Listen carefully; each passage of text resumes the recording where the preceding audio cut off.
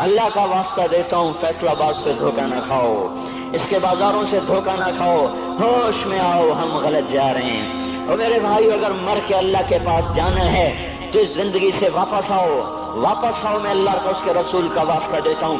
اگر مر کے کہیں اور چلے جانا ہے، اگر مر کے اللہ کے پاس نہیں جانا یا اللہ کے رسول کا سامنا نہیں ہے، جو مرضی کرو، پھر ہم بھی چھوڑیں، اب ہمیں بھی کچھ سمجھاؤ۔ ہم کیوں بول بول کے گلے کی ایک ایک رگ میں درد اتار بیٹھے؟ گھر چھوڑ چھوڑ چھوڑ چھوڑ، سارا وجود ہڈیوں میں درد اتر گیا ہے، تو کچھ ہمیں بھی راستہ بتاؤ کہ یہ راستہ ہے، اس پہ موج میلہ بھی ہوگا، اللہ بھی نہیں ملے گا۔ آؤ ہم سب پھر ہم بھی مل کر تمہارا ساتھ دیں۔ ہم کیوں ایسے کھاری اٹھائے ہوئے در کی ٹھوکریں کھاتے پھر رہے ہیں؟ میرے بھائیو، اور اگر ایسا کوئی راستہ نہیں ہے، اور میں بتا رہا ہوں کوئی نہیں ہے، کوئی نہیں ہے، کوئی نہیں ہے، میرے پاس کوئی مضمون نہیں بیان کرنے کو۔ میں یہ نوجوانوں کو دیکھتا ہوں، میرے بندر ٹوٹ جاتے ہیں، میں دیوانہ ہو جاتا ہوں کہ میں ان کے کیسے دلوں میں اتر کر ان کے دلوں کی لگاموں کو اللہ کی طرف پھیر دوں اور اس کے رسول کی طرف پھیر دوں۔ یہ جب گانے بجانے میں ڈوبتے ہیں، جب یہ رقص گاہوں کو چلتے ہیں، جب یہ تاجر غلط تولتے ہیں، اور جب یہ بینک سے قرضے لے کر لمبے لمبے نظام بناتے ہیں، پرائز بانڈ خرید کر دعائیں مانگتے ہیں، اللہ میرا بانڈ نکل آئے۔ او میرا بھائی، تجھے کیا ہو گیا؟ تو جوئے پر دعائیں کر رہا ہے کہ یا اللہ میرا بانڈ نکال دے۔ میں کیسے ہوش میں لاؤں؟ میں تو خود مدہوش ہو چکا ہوں۔ میں تو صدمے جیسے آدمی کو پاگل کر دیتے ہیں، دیوانہ کر دیتے ہیں۔ وہ دیوانگی کی کیفیت ہے کہ کوئی سنتا ہی نہیں، کوئی مانتا ہی نہیں۔ 4 دن کے تھوڑی دیر کے لیے ہائے ہائے کرتے ہیں، پھر وہی ڈگر، وہی راہیں، وہی غفلت، وہی صبحیں، وہی شامیں۔ کہاں سے کوئی آئے گا؟ کون سی آواز آئے گی؟ کوئی قیامت کے کڑکا کو سننا چاہتے ہو؟ کیا آسمان کے دھماکے سن کے توبہ کرنا چاہتے ہو؟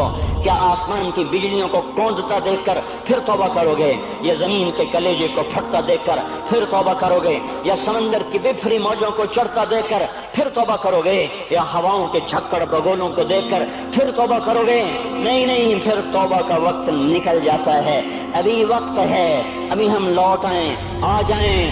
قبروں کی وہ سیدگی یاد کرو، قبروں کے اندھیرے یاد کرو۔ اور میں آپ کو سنا رہا تھا، اس قبر نے مجھے روک لیا، اس کی ایک ایک مٹی کے ذرے نے مجھے کہا کچھ ادھر پڑھ دو، یہاں کوئی نہیں آیا۔ ہاں، کوئی نہیں آیا کرتا، کوئی نہیں آیا کرتا۔ یہاں علی فاطمہ جدا ہو گئے، باقی کون ہمیشہ رہ سکتا ہے؟ اور جب جدائیاں ہوتی ہیں پھر کیا ہوتا ہے؟ كأن لم تكن بيني وبينك خلة ولا حسن ود مرة في التبادل۔ پھر ایسا ہوتا ہے جب جدائیاں ہو جاتی ہیں، پھر یوں ہوتا ہے کہ جیسے کبھی کوئی آیا ہی نہ تھا، کوئی مل بیٹھا ہی نہ تھا، کوئی ماں نہ تھی، کوئی باپ نہ تھا، کوئی بھائی نہ تھا، کوئی سنگی نہ تھا، کوئی ساتھی نہ تھا۔ اس طرح انسان بھلا دیتا ہے اپنے جھمیلوں میں گم ہو کر، ہنسی مذاق میں گم ہو کر۔ میں اس قبر میں کھڑا پڑھتا جا رہا ہوں، اس کا کتبہ ٹیڑھا ہو چکا ہے زمانے کی گردش نے اور ماضی کے بے رحم گردش نے اس کے سارے کتبے کو کالا کر دیا تھا۔ مجھے تجسس ہوا، میں دیکھوں یہ ہے کون جس کی قبر نے مجھ جیسے اجنبی کو رونے پہ مجبور کر دیا اور مجھے کھڑا کر دیا۔ میں قریب ہوا، میں نے جھاڑا تو پر لکھا ہوا تھا اللہ اکبر، رستم ہند امام بخش۔ رستم ہند، جس کے لیے مہاراج قالین بچھاتے تھے، جس کو ہاتھیوں پہ سوار کروا کے لایا جاتا تھا، جس کے آگے پیچھے ڈھول بجتے تھے، اور جیسے آج کل یہ کرکٹ کے کھلاڑیوں کے آگے پیچھے خلقت ہوتی ہے، یہ وہ دور تھا جب پہلوانوں کے آگے پیچھے خلقت ہوتی تھی۔ آج اس کی خبر ویران ہو کر کہہ رہی ہے کوئی ادھر بھی تو پڑھ کے جب چلتا جائے، کوئی یہاں بھی تو کچھ تحفہ دیتا جائے۔ میرے محترم بھائیو، جب موت آئے گی تو کوئی اولاد یاد نہ کرے گی، کوئی ماں باپ یاد نہ کریں گے۔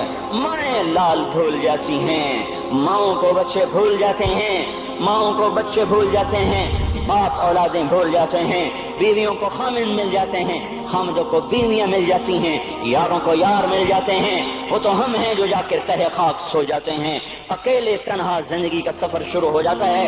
علی بن ابی طالب جیسا شاہ سوار، اللہ تعالیٰ کا مقرب محبوب انسان، جس کو اللہ کے نبی نے کہا علی تجھے بشارت ہو، جنت میں تیرا گھر میرے گھر کے سامنے ہوگا۔